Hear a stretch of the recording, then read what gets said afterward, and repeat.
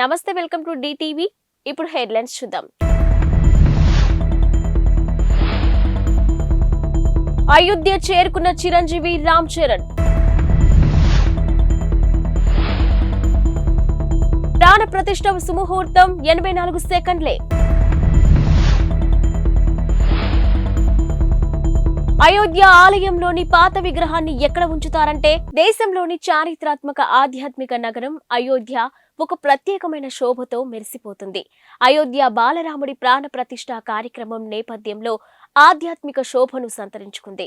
ఇక నగరం మొత్తం దేశం నలుమూలల నుంచి వచ్చిన భక్తులతో నిండిపోయింది.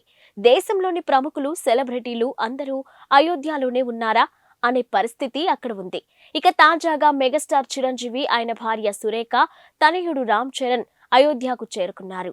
అయోధ్య ఎయిర్పోర్ట్ లోని కార్యక్రమ నిర్వాహకులు వారికి స్వాగతం పలికారు.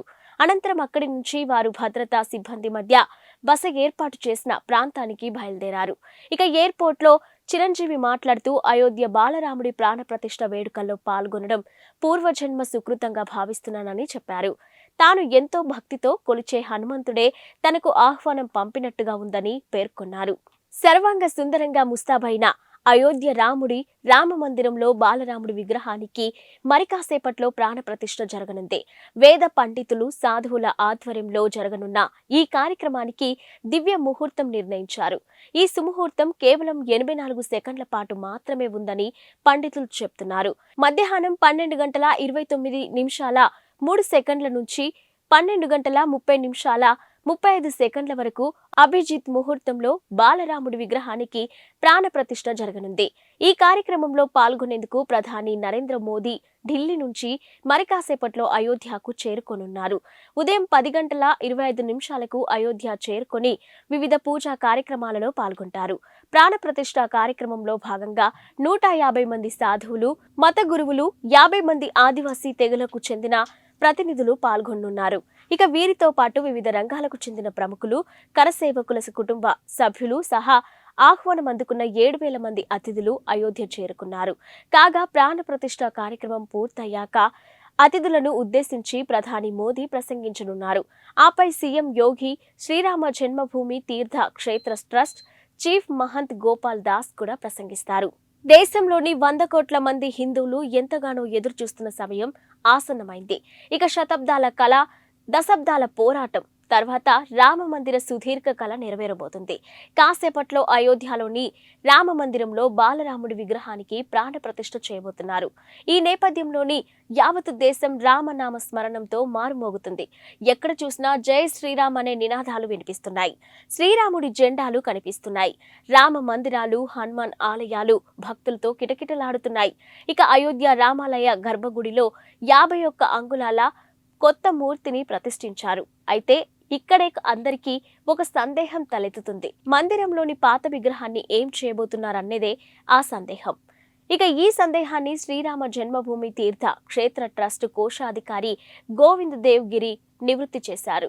ఇక పాత విగ్రహం ఎత్తు 5-6 అంగుళాలు మాత్రమేనని, 25 నుంచి 30 అడుగుల దూరంలో ఉన్న వారికి ఆ విగ్రహం సరిగ్గా కనిపించదని ఆయన చెప్పారు. అందుకే 51 అడుగుల కొత్త మూర్తిని ఏర్పాటు చేశామని తెలిపారు. ఇక బాలరాముడి విగ్రహాన్ని గర్భగుడిలో కొత్తగా ఏర్పాటు చేసిన బాలరాముడి విగ్రహం ముందే ఉండేలా ఏర్పాటు చేయనున్నట్టు వెల్లడించారు. రామ మందిర నిర్మాణానికి ఇప్పటి వరకు 1100 కోట్లకు పైగా ఖర్చు అయిందని గోవింద్ దేవ్గిరి తెలిపారు. మొత్తం పనులు పూర్తి కావడానికి మరో 300 కోట్లు ఖర్చు అవుతాయని చెప్పుకొచ్చారు. టాలీవుడ్ సూపర్ స్టార్ మహేష్ బాబు ఇటీవల జర్మనీ వెళ్లడంపై రకరకాల ఊహాగానాలు వినిపించాయి. ఈ ఊహాగానాలకు చెక్ పెడుతూ అట్లాంటాకు చెందిన మూవీ ఫాలోవర్ క్రిస్టోఫర్ కనగరాజ్ ఓ ఫోటోను షేర్ చేశారు. రాజమౌళి కాంబినేషన్లోని మహేష్ బాబు ఓ సినిమా చేస్తున్నారంట. అయితే అంతర్జాతీయ స్థాయిలో రూపొందనున్న ఈ సినిమాను కేఎల్ నారాయణ నిర్మించనున్నారు. ఆఫ్రికన్ అటవీ ప్రాంతం నేపథ్యంలో సాగే ఈ action adventurous movie pre production work ఇప్పటికే మొదలైనట్టు తెలిసిందే. ఇక ఈ సినిమాలో తన లుక్ మేక్ ఓవర్ కోసమే మహేష్ జర్మనీ వెళ్లినట్టు ప్రచారం జరిగింది. తాజాగా జర్మనీలో ఉన్న మహేష్ బాబు ఫోటోను షేర్ చేసిన ట్విట్టర్ యూజర్, మహేష్ ప్రస్తుతం జర్మనీలో బ్రెన్నర్స్ పార్క్ హోటల్ స్పాలో డాక్టర్ హ్యారీ కోనింగ్ పర్యవేక్షణలో శారీరక దృఢత్వానికి శిక్షణ పొందుతున్నట్టు రాసుకొచ్చారు. అయోధ్య రామ మందిర ప్రారంభోత్సవంలో పాల్గొనే అవకాశం రావడంపై ప్రముఖ సినీ నటుడు చిరంజీవి హర్షం వ్యక్తం చేశారు. భావోద్వేగంతో ఉక్కిరి బిక్కిరి అవుతున్నట్టుగా తెలిపారు. ఇక తన ఇష్టదైవం హనుమంతుడే ఈ ఆహ్వానం పంపినట్టుగా భావిస్తున్నట్టు వ్యాఖ్యానించారు. విగ్రహ ప్రాణ ప్రతిష్ఠ కార్యక్రమం ప్రత్యక్షంగా వీక్షించే అవకాశం దక్కడం ఎంతో అదృష్టంగా భావిస్తున్నానని అన్నారు.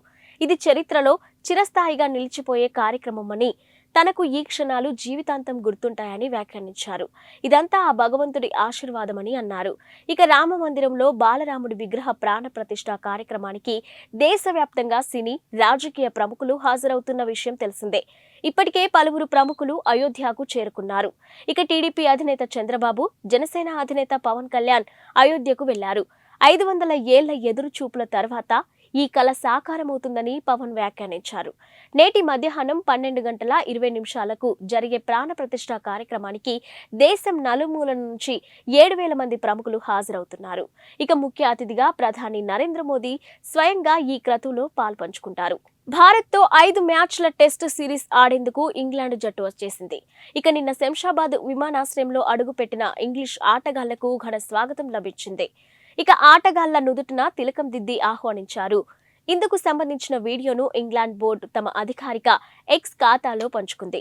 5 టెస్టుల సిరీస్లో భాగంగా ఈ నెల 25న హైదరాబాద్లోని రాజీవ్ గాంధీ అంతర్జాతీయ క్రికెట్ స్టేడియంలో తొలి టెస్టు ప్రారంభమవుతుంది.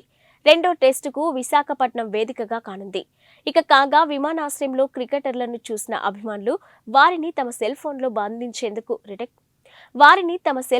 బంధించేందుకు పోటీపడ్డారు. ఇంగ్లాండ్తో తొలి 2 టెస్టుల్లో భారత జట్టును బీసీసీఐ ఇప్పటికే ప్రకటించింది. భారత్, ఇంగ్లాండ్ జట్లు చివరిసారి 2021-22లో తలపడ్డాయి. ఇక ఆ సిరీస్లో 2-2తో డ్రాగా ముగిసింది. ఇక ఇంగ్లాండ్తో తొలి 2 టెస్టులకు ప్రకటించిన 16 మందితో కూడిన భారత జట్టులో విరాట్ కోహ్లీ కూడా ఉన్నాడు.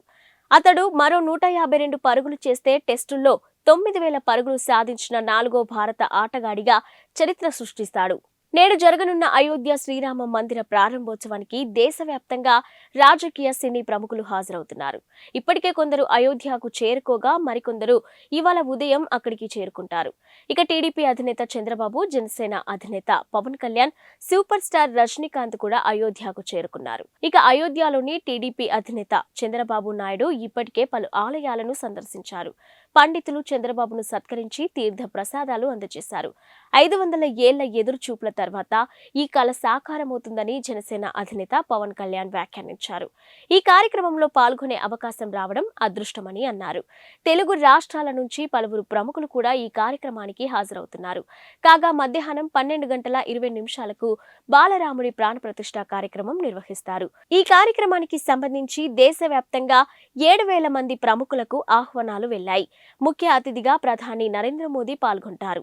జనవరి 22 దేశం యావత్తు గుర్తుంచుకోదగిన రోజు. ఆ మాటకొస్తే చరిత్ర పుటల్లో చిరస్థాయిగా నిలిచిపోతున్న రోజు. నేడు అయోధ్యలో జరగనున్న రామయ్య ప్రాణ ప్రతిష్ఠ కార్యక్రమంతో దేశంలో పండుగ వాతావరణం నెలకొంది.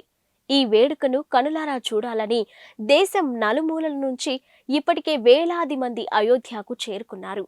అసలు అయోధ్య రామయ్య మందిరానికి ఎందుకంత ప్రాధాన్యం? రామయ్య నడియాడిన అయోధ్యలో మళ్లీ పూజలందుకోబోతున్న శ్రీరామచంద్రమూర్తికి సంబంధించి అయోధ్యలో ఎప్పుడు ఏం జరిగిందనేది ఓసారి చరిత్రను తిరిగేసి చూద్దాం. 1526 పాన్పట్ యుద్ధంలో ఇబ్రహీం లోడీని ఓడించిన బాబర్ ఇండియాలో అడుగుపెట్టాడు. దీంతో మొఘలులు సామ్రాజ్య పాలన ప్రారంభమైంది. ఇక అతడి జనరల్లోని ఒకరు ఈశాన్య భారతదేశాన్ని జయించిన సమయంలో 1528లో అయోధ్యలో పెద్ద మసీద్ను నిర్మించి దానికి బాబ్రీ మసీదుగా పేరు పెట్టి బాబర్ను ప్రసన్నం చేసుకున్నాడు. ఇక మసీదు వెలుపల హిందువులకు పూజించే వెసులుబాటు కల్పించారు. ఇటీవలే టీడీపీని వీడి వైసీపీలో చేరిన విజయవాడ ఎంపీ కేశినేని నాని నిన్న అమృత్సర్లోని పవిత్ర సిక్కు ఆలయం గోల్డెన్ టెంపుల్ ను సందర్శించారు. స్వర్ణ దేవాలయం వద్ద కుటుంబ సభ్యులతో కలిసి తీసుకున్న ఫోటోను షేర్ చేసిన నాని గత సాయంత్రం ఆలయాన్ని సందర్శించి అందరూ ఆరోగ్యంగా, సంతోషంగా, సుఖ సంతోషాలతో ఉండాలని ప్రార్థనలు చేసినట్టు తెలిపారు. గత కొంతకాలంగా టీడీపీతో అంటిముట్టనట్టుగా ఉంటున్న నాని ఇటీవల ముఖ్యమంత్రి వైఎస్ జగన్ సమక్షంలో వైసీపీలోకి చేరారు. ఆ వెంటనే టీడీపీ అధినేత నారా చంద్రబాబు నాయుడుపై తీవ్ర వ్యాఖ్యలు చేశారు.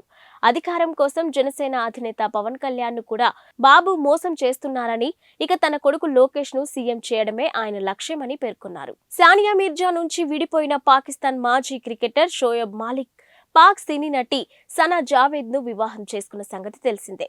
ఇక ఈ నేపథ్యంలో విడాకుల వ్యవహారంపై సానియా మీర్జా కుటుంబం స్పందించింది. పాకిస్తాన్ నటిని పెళ్లాడిన షోయబ్ జీవితం సాఫీగా సాగాలని ఆకాంక్షిస్తూ షోయబ్తో సానియా విడాకులు ఎప్పుడు తీసుకున్నది వెల్లడించింది. వారిద్దరూ కొన్ని నెలల క్రితమే విడిపోయినట్టుగా స్పష్టం చేసింది. సానియా ఎప్పుడూ తన వ్యక్తిగత జీవితంలో గోప్యత పాటించదని, కానీ ఇప్పుడు ఓ విషయాన్ని బయట పెట్టాల్సిన అవసరం ఉందని పేర్కొంది. సానియా మీర్జా షోయబ్ కొన్ని నెలల క్రితమే విడాకులు తీసుకున్నట్టు స్పష్టం చేసింది. షోయబ్ కొత్త ప్రయాణం సంతోషంగా సాగాలని సానియా ఆకాంక్షించినట్టు తెలిపింది. తమ గోప్యతను గౌరవించి ఊహాగానాలకు దూరంగా ఉండాలని అభిమానులను సానియా కుటుంబం అభ్యర్థించింది. ఇవి ఇప్పటివరకున్న బులెటిన్ అప్డేట్స్. Keep watching.